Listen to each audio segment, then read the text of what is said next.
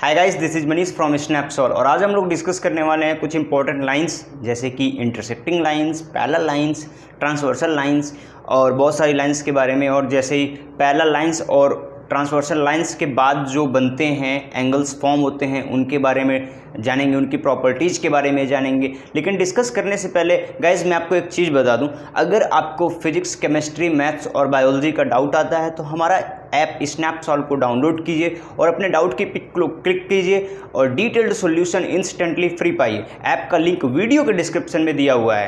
तो चलिए गाइज आज का सेशन स्टार्ट करते हैं। तो आज बेसिकली हमें देखना है सबसे पहले इंटरसेक्टिंग लाइन्स।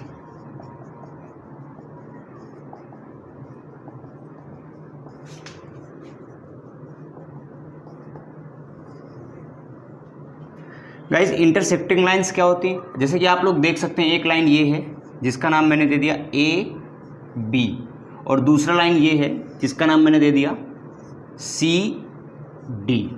तो गाइज आप लोग देख सकते हैं कि इसमें दो लाइंस हैं ए बी और सी डी और ये दोनों लाइंस एक पॉइंट पर कट करते हैं। ठीक है, एक पॉइंट पर कट करते हैं तो हम इन लोगों को बोलते हैं क्या, इंटरसेक्टिंग लाइंस। ऐसी दो लाइंस जो एक पॉइंट पर कट करती हैं। अब आप लोग कह सकते हैं कि सर कुछ ऐसी लाइंस भी हैं जो इंटरसेक्टिंग लाइंस होती हैं लेकिन वो कट ही नहीं करती। देख लेते हैं ऐसे कौन सी लाइंस हैं। जैसे कि हो सकता है आप कहें कि सर एक लाइन ऐसी है ए बी और दूसरी लाइन ऐसी है सी डी, ये दोनों तो कट नहीं करती लेकिन हम इन लोगों को इंटरसेक्टिंग लाइंस बोलेंगे। क्यों बोलेंगे, इसका कारण ये है गाइस, ये दोनों लाइंस तो हैं लेकिन अगर ये लाइंस है, लाइन कैन बी एक्सटेंडेड और कैन बी डिमिनिश्ड। लाइन को हम लोग एक्सटेंड भी कर सकते हैं या फिर हम इसे डिमिनिश भी कर सकते हैं। तो जैसे ही आप इसको आइदर साइड यानी कि या तो इस साइड या उस साइड, जैसे ही आप इसको एक्सटेंड करेंगे, मान के चलिए इसको थोड़ा सा एक्सटेंड किया आपने, ये कुछ इस प्रकार यहाँ आ जाएगा बी और इसको एक्सटेंड करोगे तो ये ऐसे आकर के यहाँ पर आ जाएगा डी।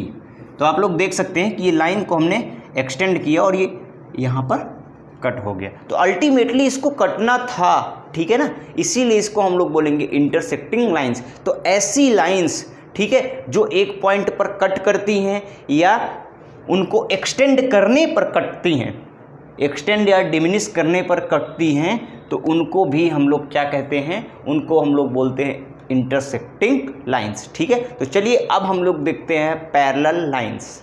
चलिए गाइस अब देखते हैं हम लोग पैरेलल लाइंस।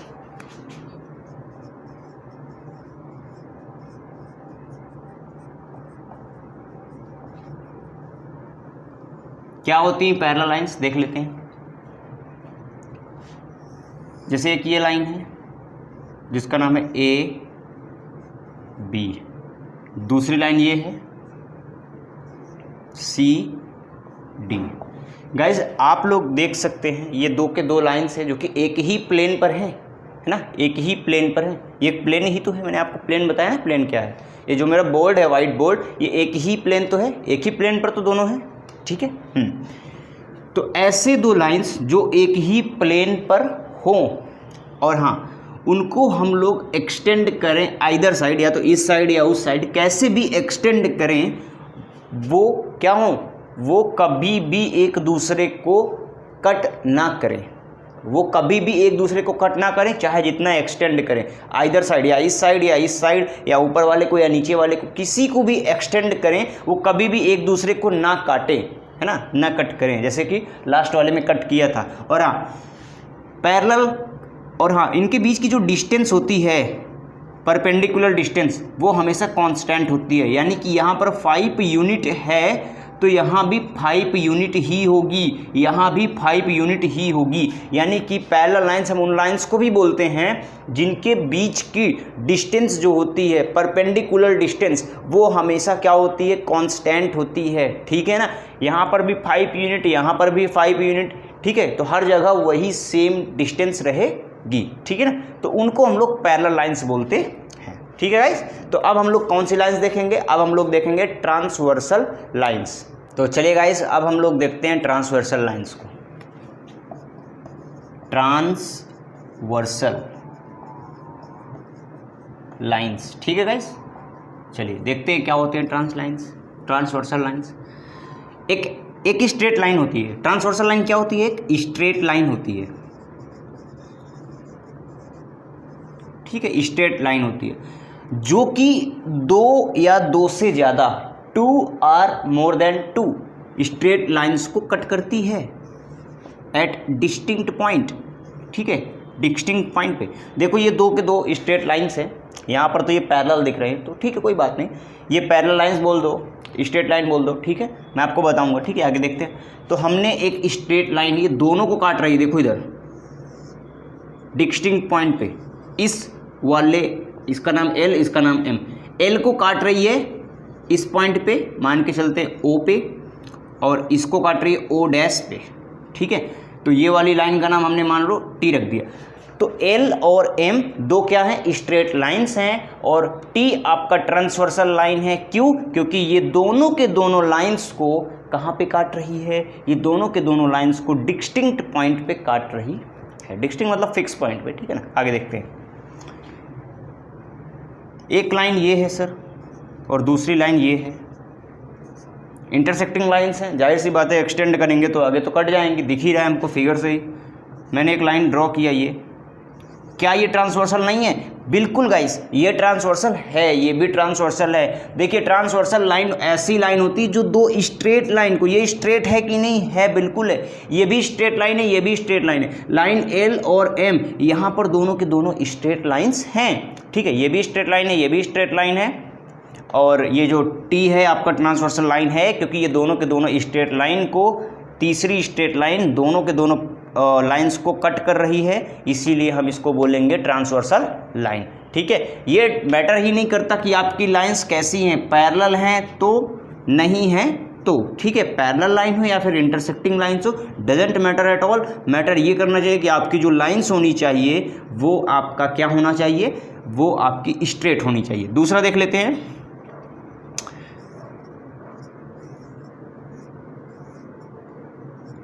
अब एक ये ऐसी लाइन है, ये तीन तीन लाइन को कट कर रही है, तो मैंने बताया ना 2 और मोर देन 2, दो या दो से ज़्यादा, तो इसमें तो तीन तीन लाइन से कोई बात नहीं, ये भी एक ट्रांसवर्सल लाइन है, ठीक है ना। तो ट्रांसवर्सल लाइन किसको कहते हैं? जो कि दो या दो से ज़्यादा स्ट्रेट लाइंस को बेसिकली काटता है, ठीक है। इसकी डेफिनेशन में कहीं भी ये नहीं लिखा है कि पैरेलल लाइंस को काटता है, ठीक है। पैरेलल लाइन से मतलब नहीं है, स्ट्रेट लाइन से मतलब है, चाहे आपका पैरेलल लाइंस हो, इंटरसेक्टिंग लाइंस हो, डजेंट मैटर एट ऑल, ठीक है ना।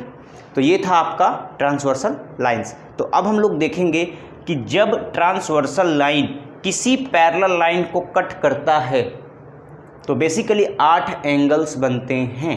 कितने एंगल्स बनते हैं? 8 एंगल्स बनते हैं, ठीक है। तो उन एंगल्स में कौन कौन से एंगल्स होते हैं उसको देख लेते हैं, ठीक है ना, और उनके छोटा मोटा प्रॉपर्टी को देख लेते हैं। तो आप लोग देख सकते हैं यहाँ पे ये वाला जो मैंने फिगर बनाया था, ये आपका एक पैरेलल लाइन की तरह ही दिख रहा है। इसको मैं इरेज कर देता हूँ, इसकी ज़रूरत नहीं रह गई।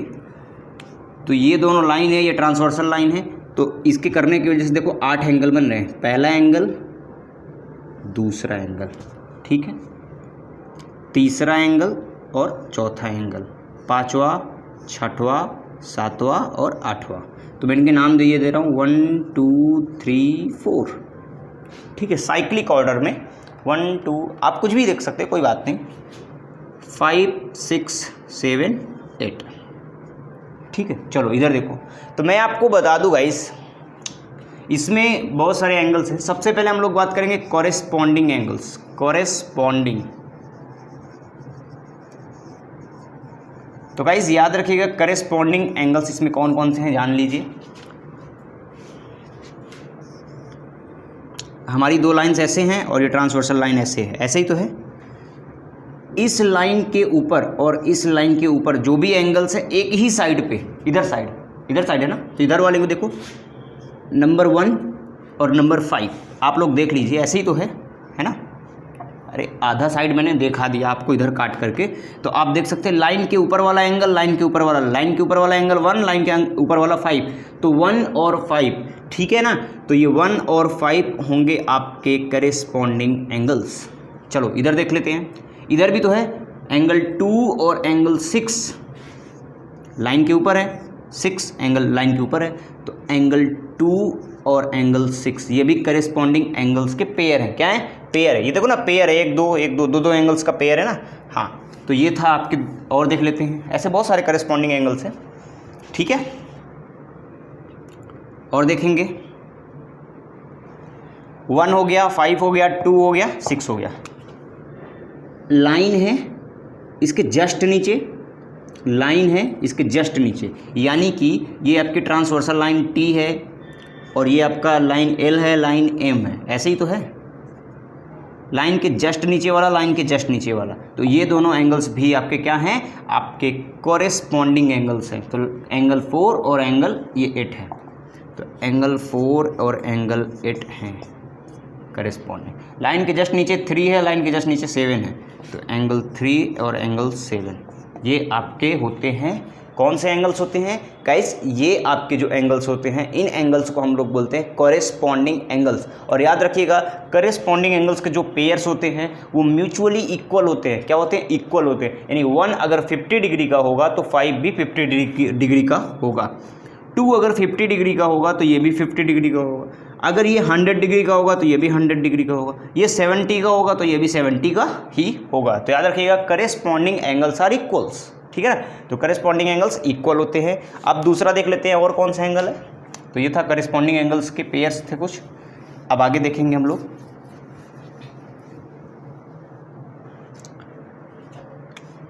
अब हम लोग देखेंगे ऑल्टरनेट एंगल।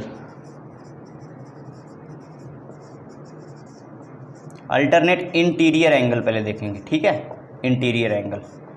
तो इंटीरियर का मतलब क्या होता है, लाइन के दोनों नीचे नीचे है ना, ये अंदर का हो गया और ये ऊपर वाला बाहर का हो गया, ठीक है ना। ये अंदर के एंगल्स हो गए और ये बाहर के एंगल्स हो गए, यानी कि ऐसे है। ये जो एंगल्स हैं 4, इनको बोलते हैं इंटीरियर एंगल, ठीक है ना। ये चारों अंदर है इसलिए इनको बोलते हैं इंटीरियर एंगल। और ये 2 4 हैं, ये हैं एक्सटीरियर एंगल। कैसे है, एक्सटीरियर एंगल, ठीक है। तो याद रखिएगा, इंटीरियर मतलब अंदर और एक्सटीरियर मतलब बाहर। तो चलिए देख लेते हैं कौन से एंगल को ऑल्टरनेट इंटीरियर एंगल बोलते हैं। गाइस ऐसे ही तो है, ये T है, ये L है और ये M है। चलो इधर देखो, ये वाला एंगल अल्टरनेट का मतलब होता है एक को पकड़ो एक को छोड़ो, ठीक है ना। ऐसे ही तो होता है। देखो इधर 1, जैसे इधर देखो, Sunday, Monday, Tuesday, Wednesday. Sunday को स्कूल जाना है, मंडे को नहीं जाना, ट्यूसडे को जाना है, वेंसडे को नहीं जाना। बात समझ रहे हो मेरी। तो ये ऑल्टरनेट है, एक दिन जाना एक दिन नहीं जाना, ठीक है। तो अंदर हम चलते हैं, इसको पकड़ो इसको छोड़ो फिर इसको पकड़ो, तो मतलब ये वाला एंगल और ये वाला एंगल अल्टरनेट है, यानी कि एंगल 3 और एंगल 5 आपके अल्टरनेट एंगल हैं। तो एंगल 3 और एंगल 5 आपके अल्टरनेट है। दूसरा देख लेते हैं, इसको पकड़ो, सब छोड़ दो, इसको पकड़ो तो भाई इसको छोड़ दो, छोड़ दिया, इसको पकड़ लो, यानी कि आपके ये दोनों एंगल्स, यानी कि एंगल 4 और एंगल 6 का जो पेयर बन रहा है यहाँ पे, वो भी आपका कैसा है, ऑल्टरनेट इंटीरियर एंगल है, ठीक है। तो आपको समझ में आ गया, कोई दिक्कत नहीं। तो ये थे अल्टरनेट इंटीरियर एंगल्स। और मैं आपको बता दूँ ये इक्वल होते हैं। क्या होते हैं, इक्वल, यानी एंगल 3 अगर 70 है तो एंगल 5 भी 70 ही होगा, ठीक है गाइस। तो आपको ध्यान देना है। तो ये थे अल्टरनेट इंटीरियर एंगल। अब हम बात करेंगे केवल और केवल इंटीरियर एंगल के बारे में। इंटीरियर एंगल क्या होते हैं, देखिए यहाँ पर एक एंगल है और यहाँ पर एक एंगल है, यहाँ पर भी एक एंगल है, यहाँ पे एंगल है। ट्रांसवर्सल के आइदर साइड, इधर वाले इधर वाले, ये दोनों को इंटीरियर बोलेंगे, ये दोनों को इंटीरियर बोलेंगे, ठीक है। तो ये दोनों कौन है, 4 और 5। तो एंगल 4 एंड एंगल 5 इंटीरियर होंगे, एंगल 3 और एंगल 6 इंटीरियर होंगे। और गाइस इन एंगल्स का, ये एंगल्स बेसिकली मैं आपको अगर बताऊं तो ये एंगल्स वो क्या कहते हैं, सप्लीमेंट्री होते हैं। क्या होते हैं, सप्लीमेंट्री, यानी कि इन दोनों का सम जो होता है वो 180 होता है। इन दोनों का जो सम होता है वो होता है 180 डिग्री, ठीक है। तो आपको ध्यान देना है कि 4 और 5, अगर एंगल 400 डिग्री का होगा तो एंगल 5 80 डिग्री का होगा, ठीक है। तो ये बात आपको ध्यान देनी है। तो मैंने आपको कॉरेस्पॉन्डिंग, अल्टरनेट और इंटीरियर एंगल बता दिया है, ठीक है। आगे देखेंगे, अब कौन सा देख लेते हैं।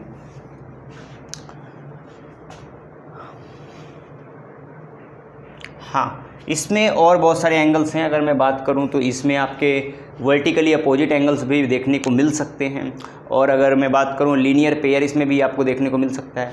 गाइस अगर मैं केवल और केवल इतना देखूं, देखो ये दो एंगल्स हैं, दो लाइंस हैं एल एम और ये transversal T.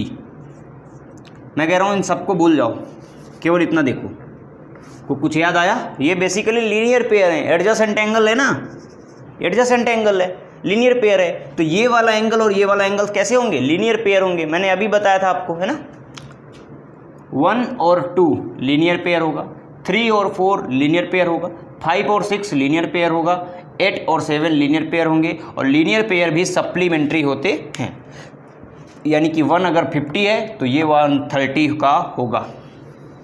Vertically opposite angles देख लेते हैं। देखो इधर ऐसे था, ये ट्रांसवर्सल टी था। गाइस मेरे को ये बताओ, अगर मैं, चलो इसको इरेज कर देता हूँ, ऐसे आपको दिख रहा है, एक लाइन को हटा दिया, ये एक लाइन है दिख रहा है, और ये भी एक लाइन है, देखा जाए तो ये आपका ठीक है पॉइंट हो गया।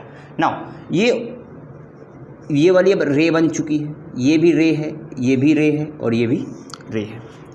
अपोजिट रे हैं, बिल्कुल है, अपोजिट रे हैं, हाँ। तो पेयर ऑफ अपोजिट रेज बन जाता है, तो उन्हीं को तो क्या कहते हैं, उन्हीं को तो क्या कहते हैं, उन्हीं को तो कहते हैं वर्टिकली अपोजिट एंगल। तो ये वाला एंगल और ये वाला एंगल वर्टिकली अपोजिट होंगे, यानी 1 और 3, 2 और 4 वर्टिकली होंगे, और वर्टिकली अपोजिट एंगल बराबर होते हैं। तो इस बात को आपको ध्यान देना है। तो आई होप गाइज आपको सारे के सारे डाउट्स इस टॉपिक के रिगार्डिंग क्लियर हो गए होंगे। और हाँ, अगर आप इन फ्यूचर ऐसी ही वीडियोस पाना चाहते हैं तो हमारे यूट्यूब चैनल स्नैपसॉल्व को सब्सक्राइब कीजिए। Thanks for watching, have a great day.